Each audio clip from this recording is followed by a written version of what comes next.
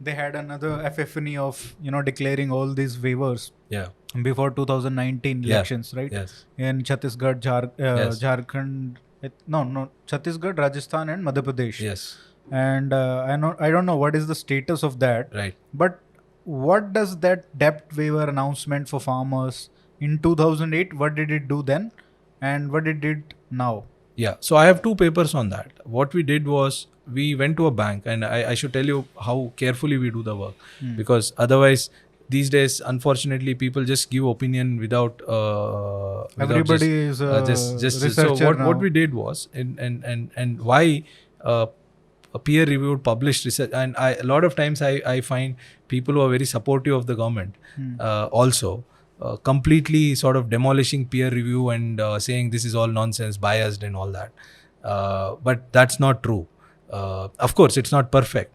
But what peer review does is that there is somebody who is as trained as you, who asks tough questions on why should I accept this paper, right? That brings in a lot of discipline. And I'm not saying this is the only way to do it, but there is some value to this peer reviewed work. So for example, I'll take you through that 2008 paper. You know what we did? That how we identified its effect. There are two things. One is that waiver had this feature that if you're more than 2 hectares, if you have land more than 2 hectares, you will get only 25% waiver. And if you have less than 2 hectares, you will get 100% waiver. So that's around 4 to 5 acres. Yeah, 2 hectares, 4 to 5 acres. So what we did, and this number was declared much before to the bank. And then there was allegation that the problem with that government is everything, nothing shady. was clean, you know. But to the extent it was clean.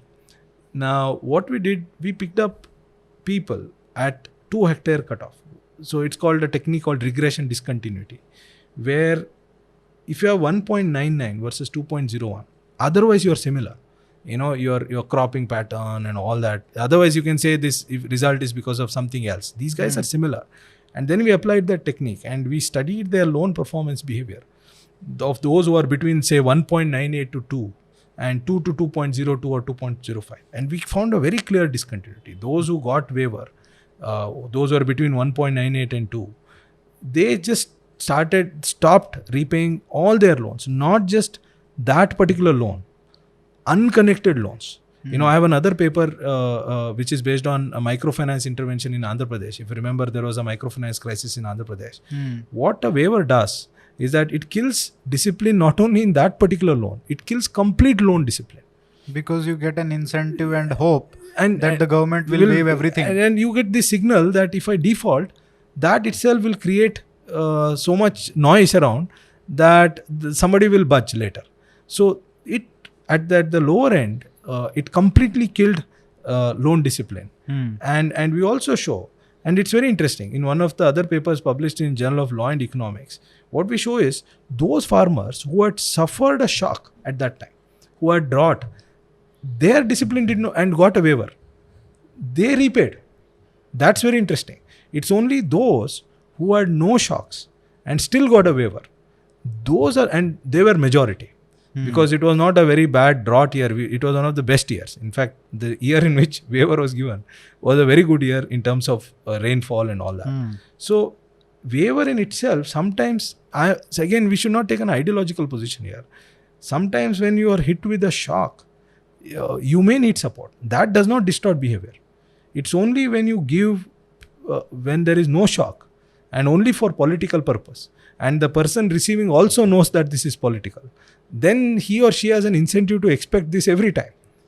So if you condition it on a shock which is outside your control, and when the government in power is giving it just before the elections, you know that the next time they will do also it. they will do. They So will do it. let's Why not should I pay repay for the them? next 5 years. Yes. That is, so waiver itself is not bad. Waiver, when it is conditioned on a so-called, what we call as an exogenous shock on which you have no control, that is fine. You know, that's what we show. That does not create distortion. It is this politically driven one. So very targeted when it's very much needed. Then you give it. But not Narega, for example, increase Narega during COVID. It's fine. You know, that will not prevent, you know, we show in another paper, we investigated Narega. You know, very interesting thing what we find is when you increase Narega, people stop going to factories in those villages. So we find a clear, in areas where Narega was introduced, similar pattern of reduction in employment in factories. So people are coming out of factories where they could have learned and latching on to this 100 rupees for 3 months, now which is 260, instead of going to a city and struggling, and now get 260 and produce nothing. So when you make it a staple diet, so you should distinguish between emergency medicine and a staple diet. The UPA policy was to make all emergency medicines as staple diets on ideological grounds. That was a problem. I have no problem with the tools that they've used. Again, the forbearance, I said, if you ask me, was it necessary in 2008? Yes, it was definitely necessary, like it was now. But why did you continue for and start benefiting from it and enjoying the benefit and then gain political mileage out of it and continue it forever? That was a problem.